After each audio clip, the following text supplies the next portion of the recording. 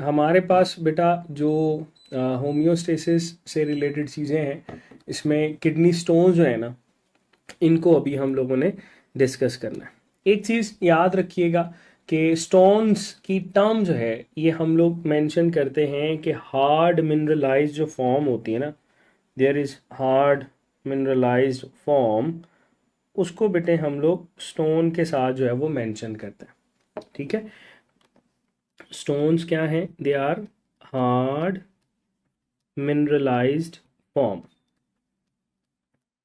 ठीक है जी, आपके पास जो भी मिनरल्स हैं जो कि हार्ड फॉर्म के अंदर पाई जाती हैं, उसको बेटे हम लोग किडनी स्टोन्स के साथ मेंशन करते हैं। इसको नेफ्रोलिथियासिस की टर्म जो है वो भी यूज़ की जाती है।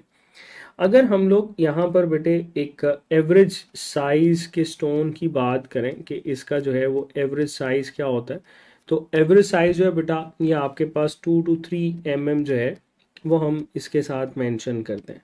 इससे बड़े भी होते हैं, इससे छोटे भी हो सकते हैं, लेकिन नॉर्मली एवरेज साइज जो है वो हम इसके साथ यहाँ पर मेंशन करते हैं। जब भी बच्चों आपके पास ये जो किडनी स्टोन्स हैं इनकी नेचर के बारे में पूछा जाए, तो मेनली ना ये कैल्शियम और ऑक्सलेट्स के होते हैं। Calcium oxalate, calcium phosphate, uric acid या सिस्टीन। तो ये इसकी ना बेटे डिफरेंट परसेंटेजेस हैं, डिफरेंट कॉम्पोजिशंस हैं। अगर परसेंटेजेस की बात करें तो सबसे ज़्यादा कैल्शियम ऑक्सलेट्स जो कि अबाउट 70% तक जो है बेटा किडनी स्टोन्स बनाने के लिए रिस्पॉन्सिबल है। कैल्शियम फॉस्फेट जो होते हैं ये आपके पास 15% तक किडनी स्टोन्स की फॉर्मेशन करवाते हैं। यूरिक एसिड जो है ये बेटे आपके पास 10% जो है वो मेंशन किए जाते हैं। और सिस्टीन जो होते हैं बेटा ये आपके पास 1 to 3% तक जो है वो किडनी स्टोन्स की फॉर्मेशन के लिए रिस्पॉन्सिबल होता है। अगर इनमें से कोई भी स्टोन जो है वो इन्फेक्शियस हो, जैसे फॉर एग्जांपल स्ट्रोवाइड की एक टर्म मेंशन की जाती है और इनको ना इन्फेक्शियस स्टोन्स बोलते हैं। अगर लेट से स्टोन हुआ और उसकी वजह से इन्फेक्शन जो है वो भी हो गया, दैट बैक्टीरियल इन्फेक्शन मेनली हम लोग यहाँ पर मेंशन करते हैं, तो वो स्ट्रोवाइड कहलाता है। स्ट्रोवाइड के चांसेस जो होते हैं ना बेटा वो ओवरऑल चांसेस में 15 to 20% तक मौजूद होते हैं। तो ये केमिकल नेचर। अच्छा, ये वो वाला एरिया है जहाँ पर एमसीक्यूज बनते हैं, जैसे आपके पास 70% कौन सा है, या ऑक्सलेट वाले कौन से होते हैं, या यूरिक एसिड की परसेंटेज क्या होती है, सिस्टीन वाले क्या होते हैं। तो इस तरह से डिफरेंट परसेंटेजेस जो हैं वो आपके पास पूछी जाती हैं। स्टोन्स का जो मेन एरिया होता है ना वो बेटे दिस वन, ये जो रीनल पेल्विस हम लोग मेंशन करते हैं ना, इस रीनल पेल्विस के अंदर ये आपके पास मौजूद होते हैं। यहाँ से डिसलोकेट होके यूरेटर के अंदर जो है ना ये आपको दिखाई देते हैं, और फिर यूरेटर से अल्टीमेटली यूरिनरी ब्लेडर और यूरिथ्रा को ब्लॉक करने के लिए बेटे इनको इस्तेमाल मतलब ये ब्लॉक कर सकते हैं। इसके अलावा आपको जब हम लोग इसमें सिम्टम्स की बात करते हैं तो पेन बहुत ज़्यादा है। हिमचूरिया, हिमचूरिया बोलते हैं कि ब्लड जो है ना वो आना शुरू हो जाता है यूरिन के अंदर। नोजिया और वॉमिटिंग जो है ये एसोसिएटेड होती हैं बेटा इसके साथ। इसकी कंडीशंस की बात करें तो हाइपर कैल्सीमिया, हाइपर ऑक्सलूरिया और हाइपर यूरिसीमिया की टर्म जो है वो यूज़ की जाती है। हाइपर का मतलब होता है ज़्यादा, कैल्सीमिया की टर्म मेंशन किया जाता है कि कैल्शियम लेवल जो है ना वो ज़्यादा है। तो जब भी आपके पास ब्लड कैल्शियम लेवल की बात की जाएगी कि वो ज़्यादा है, तो that will be labelled as hypercalcaemia, क्योंकि ईमिया की टर्म जो है ये ब्लड के लिए यूज होती है बेटा। ठीक है, और मेनली इसको हम लोग एसोसिएट कर रहे होते हैं हाइपर थायरॉयडिज्म के साथ। इसको किसके साथ एसोसिएट करते हैं कि hyper thyroidism, hyper thyroidism. So that is the condition जो कि यहाँ पर हम लेबल करते हैं। हाइपर ऑक्सलूरिया क्या होता है? हाइपर ऑक्सलूरिया जो है ना सेम इसमें हम लोग मेंशन करते हैं कि ऑक्सालेट्स की जो कंसंट्रेशन होती है वो हमारे पास ज़्यादा होती है। तो ऑक्सालेट्स का लेवल ज़्यादा होना हाइपर ऑक्सलूरिया कहलाता है। डन। और ये बेसिकली ऑक्सालेट्स के हवाले से क्वेश्चन आता है कि ऑक्सालेट्स कहाँ आपको दिखाई देते हैं। तो इन केस अगर आप ग्रीन वेजिटेबल जो हैं वो ज़्यादा इनटेक कर रहे हैं तो उसकी वजह से ये ऑक्सालेट्स जो है वो बढ़ जाते हैं। टोमेटोज, ठीक है, उसकी वजह से बेटे ये कंसंट्रेशन ऑफ ऑक्सालेट जो है ना वो हमारे पास बढ़ जाती है। हाइपर यूरिसीमिया क्या होता है? हाइपर यूरिसीमिया जो है बेटा, इसको हम लोग मेंशन करते हैं कि यूरिक एसिड की जो कंसंट्रेशन है उसका ज़्यादा होना। अगर यूरिक एसिड ज़्यादा है that will be labelled as hyperuricaemia. और हाइपर यूरिसीमिया जो है ये अल्टीमेटली बेटे कॉज करता है गाउट को। गाउट किसको बोलते हैं? That is accumulation of uric acid in joints. That is accumulation of uric acid in joints. Joints में अगर बेटे आपके पास यूरिक एसिड एक्यूमुलेट होता है ना, तो उसको बेटे हम लोग गाउट जो है वो लेबल कर रहे होते हैं। तो ये तीन कंडीशंस जो हैं वो आप लोगों ने याद रखना है। अच्छा, अब बात करते हैं कि इसका ना ट्रीटमेंट कैसे करते हैं। अब ट्रीटमेंट के लिहाज से बेटा जो स्टोन होता है ना, उस पर डिपेंड करता है कि स्टोन की डिफरेंट जो पैरामीटर्स हैं वो क्या हैं। जैसे स्टोन का साइज क्या है, उसके अकॉर्डिंग डिसाइड होता है कि इसका ट्रीटमेंट हमने किस तरह से करना है। इसकी कॉम्पोजिशन क्या है, उस पर भी ये डिसाइड होता है कि हमने इसको किस तरह से रिलेट करना है।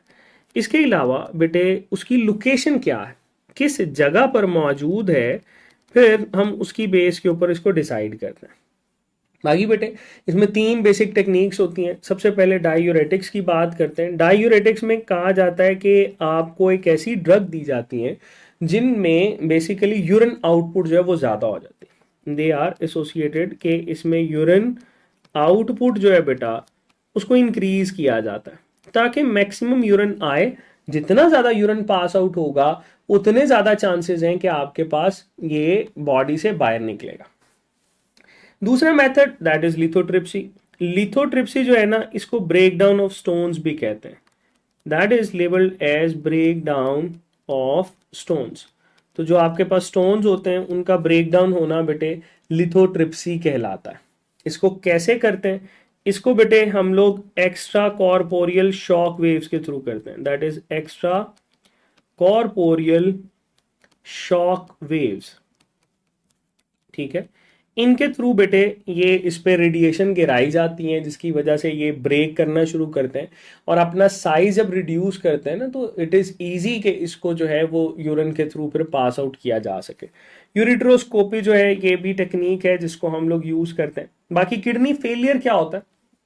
Kidney failure is basically the function जिसमें किडनी जो होती है ना, that is unable to perform its functions. अपने फंक्शन जो है वो प्रॉपरली परफॉर्म नहीं कर पाती।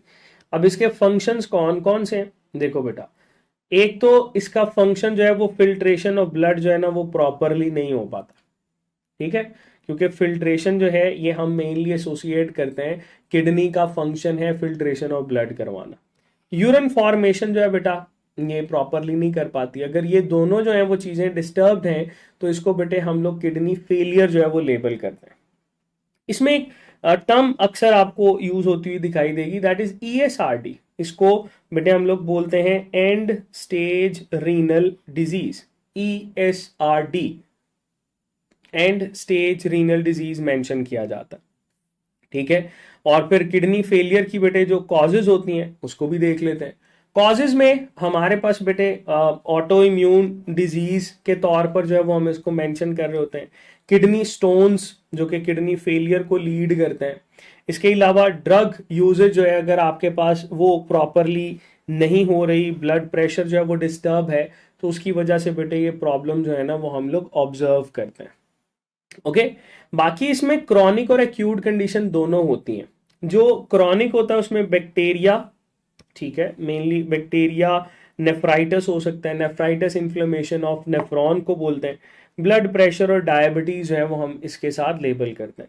एक्यूट के अंदर हेमरेज, मतलब बहुत ज़्यादा ब्लड लॉस है, वो एकदम से किसी ने जो है ना वो इंजरी वहाँ पे कॉज की है, तो उसकी वजह से बेटे ये कॉज कर सकता है। डायूरेसिस, बार बार यूरिन आ रहा है, that can also lead to acute renal failure. Blood clot जाके वहां पे एक्यूमुलेट कर गया है तो उसकी वजह से भी एक्यूट रीनल फेलियर हो सकता है। कोलेस्टेरोल डिपॉजिट की वजह से, कोकेन की वजह से, अगर आप जो है वो ड्रग यूज कर रहे हैं कोकेन, तो उसकी वजह से भी ये प्रॉब्लम होती है।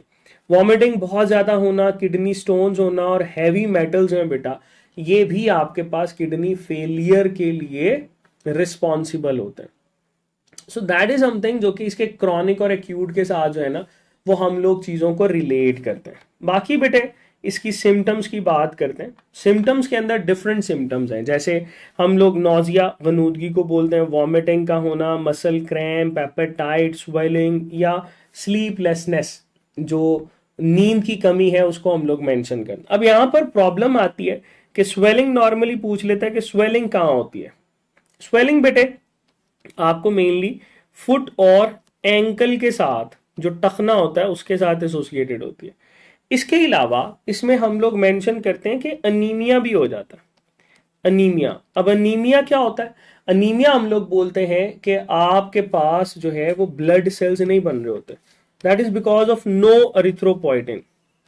नो अरिथ्रोपोइटिन, अगर आपके पास जो है ना बेटा किडनी फेलियर होती है तो एरिथ्रोपोइटिन हार्मोन नहीं बनेगा। अगर एरिथ्रोपोइटिन हार्मोन नहीं बनेगा बेटा तो आपके पास अल्टीमेटली जो है वो हम इसको मेंशन करेंगे कि आरबीसी जो है वो कम होना शुरू हो जाएंगे।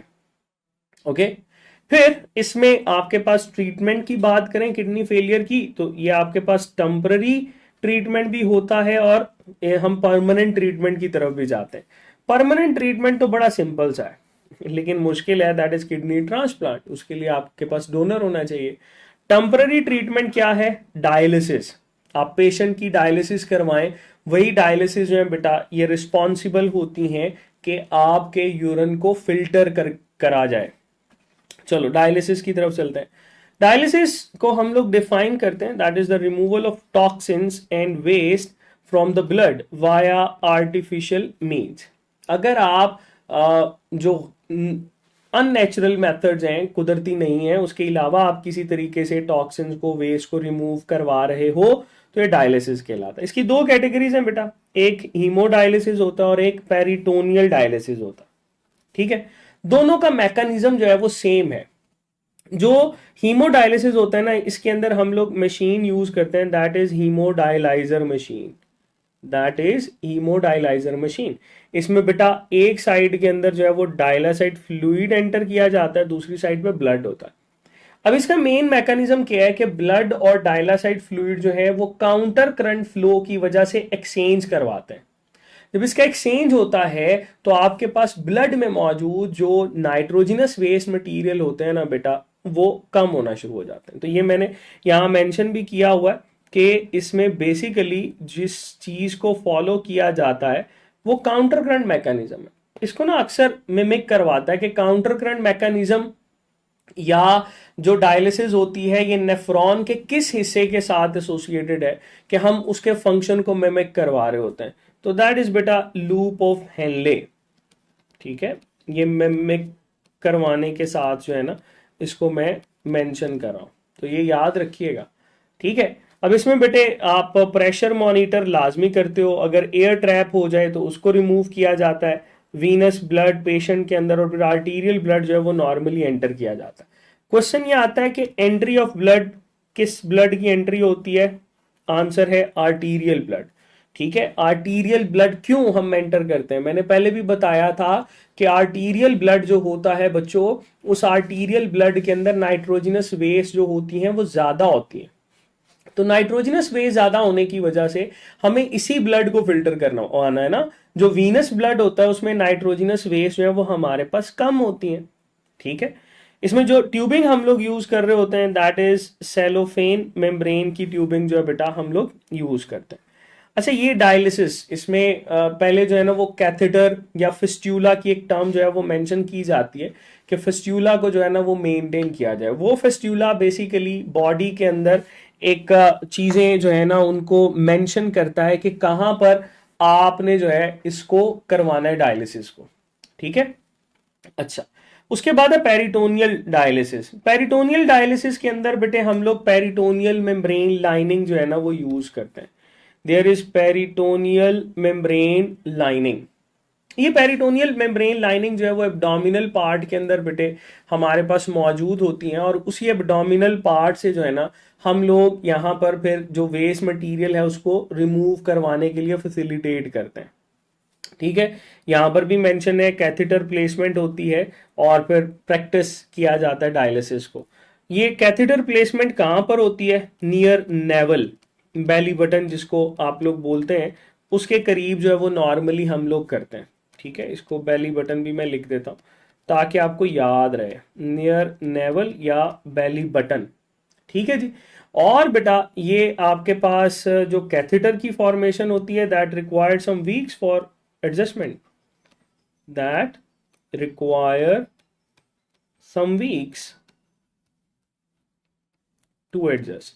इसको एडजस्ट होने के लिए ना बेटे कुछ वीक्स जो है ना वो रिक्वायर्ड होते हैं।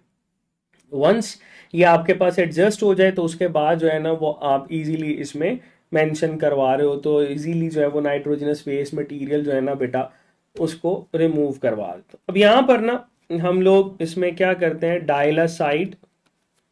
ठीक है, डायलिसाइट जो है ये आपके पास बेटे फ्लूइड होता है जिसमें नॉर्मली के कौन कौन सी चीज़ होती है, वाटर होता है, प्लस बेटे इसमें सॉल्ट्स होते हैं, प्लस इसके अंदर एडिटिव्स होते हैं। ये चीज़ें जो है बेटा ये इसमें मौजूद होती हैं। अब आपके पास ये देखो ना, कैथेटर के थ्रू जो है ना जब ये फ्लो बनता है तो उसमें हम लोग क्या करते हैं कि जो यूज्ड डायलासाइट होता है ना उसको फिर रिमूव करवा देते हैं। यूज्ड डायलासाइट जो होता है that has been remove from the body. ठीक है, अब ये करता क्या है इसको भी देख लो। ये जो डायलासाइट होता है ना इसमें हम लोग मेंशन करते हैं that soak up extra fluid and waste from the blood, that soak up extra